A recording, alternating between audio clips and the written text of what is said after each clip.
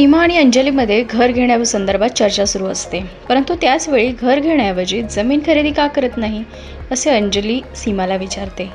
त्यावर जमीन घेण्यापेक्षा फ्लॅट खरेदी करणे बरे पडते, कारण तिथे सर्व सोयी सुविधा आणि सुरक्षितता मिळते असे सीमा तिला सांगते. पण फ्लॅट घेणे म्हणजे लीज प्रॉपर्टी आहे आणि ती होल्ड प्रॉपर्टीबद्दल बोलत असल्याचे सांगते. आता फ्री होल्ड आणि लीज होल्ड प्रॉपर्टी म्हणजे काय असा प्रश्न सीमाला पडला. बांधकाम व्यवसायात फ्री होल्ड आणि लीज होल्ड प्रॉपर्टी हे महत्त्वाचे शब्द आहेत. हे थेट टायटल म्हणजेच मालकी हक्काशी संबंधित आहेत. या दोन्ही टर्म सर्व प्रकारच्या प्रॉपर्टीसाठी लागू होतात.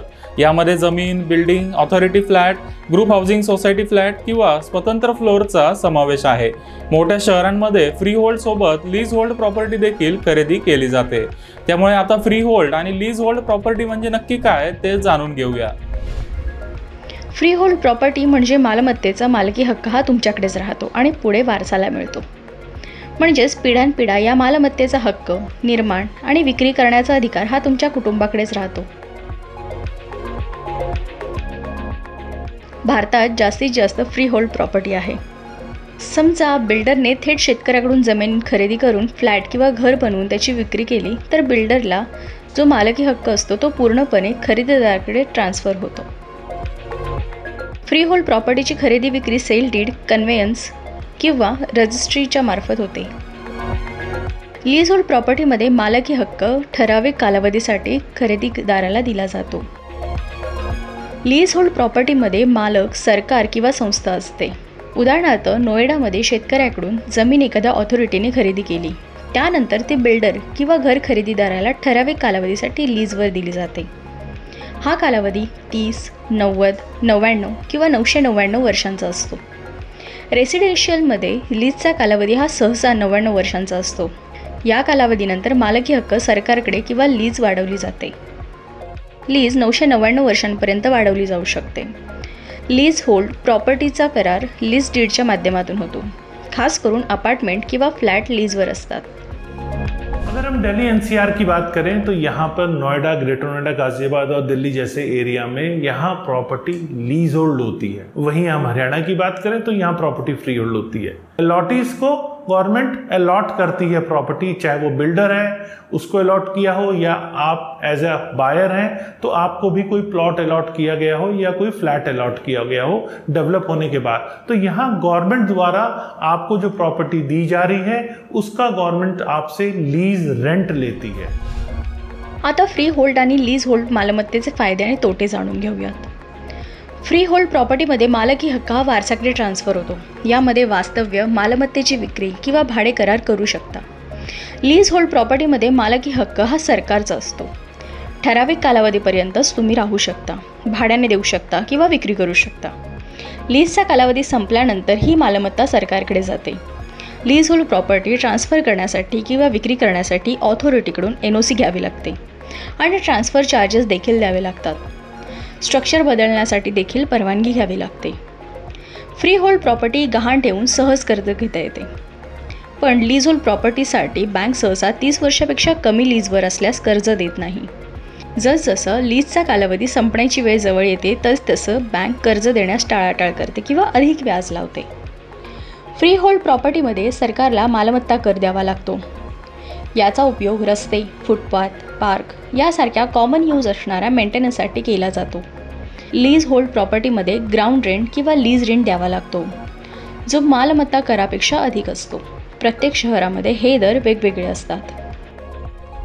Land cost, development cost, administrative cost, इन सबको लगाने के बाद गवर्नमेंट फिर लीज रेंट फाइनल करती है और ये केस टू केस थोड़ा अलग हो सकता है. यहाँ ज़रूरी नहीं है कि कोई फिक्स फार्मूला हो कि एक ही फार्मूले के हिसाब से कॉस्ट आनी है, क्योंकि कॉस्ट में वेरिएशन होता है, एरिया वाइज वेरिएशन बहुत ज़्यादा होते हैं. तो यहाँ पर ये थोड़ा सा डिफर करता है एरिया के वाइज. तो गवर्नमेंट अलग अलग एरिया पे अलग अलग लीज रेंट फाइनल करती है और वो लीज रेंट फाइनल करने के बाद ही उसको आगे दिया जाता है, अथॉरिटी द्वारा उसे ट्रांसफ़र किया जाता है. सरकार किंवा बिल्डर जर लीज प्रॉपर्टी विकत असेल तरीही लीज होल्ड प्रॉपर्टीच्या तुलनेत फ्री होल्ड प्रॉपर्टी महाग असते. सरकार खाजगी बिल्डरला जमीन लीजवर देऊ शकते. बिल्डरला जमीन स्वस्त मिळते आणि त्या ठिकाणी फ्लॅट किंवा घर बनवून ते विकू शकतो. पण लीजचे नूतनीकरण करण्यासाठी अधिक शुल्क मोजावे लागते। याचे कारण म्हणजे आजपासून 99 वर्षानंतर लीज नूतनीकरणासाठी किती शुल्क लागेल हे सांगणे कठीण आहे।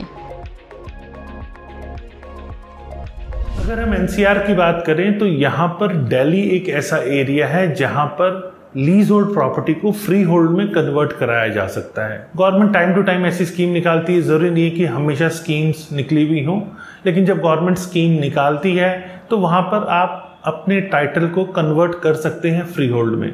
गवर्नमेंट उसकी एक फ़ीस रखती है, फीस जैसा कोई फिक्स मेथोलॉजी नहीं है, गवर्नमेंट टाइम टू टाइम जो फीस निकालती है आप उसे फ़ी को पे करके और अपनी लीज होल्ड प्रॉपर्टी को फ्री होल्ड करा सकते हैं। जब लीज होल्ड प्रॉपर्टी को ट्रांसफ़र करने की बात आती है तो मेमोरेंडम ऑफ ट्रांसफ़र की ज़रूरत पड़ती है। ये एक रिटन परमिशन है जो कि आपको कंसर्न अथॉरिटी से लेनी पड़ती है और ये सिर्फ लीज होल्ड प्रॉपर्टी पे ही आती है और ये एक तरह से आपकी ऑनरशिप के राइट्स ट्रांसफ़र करती है। प्राइस अप्रिसिएशन म्हणजेच रिटर्नच्या बाबतीत देखील फ्री होल्ड वर चढ आहे।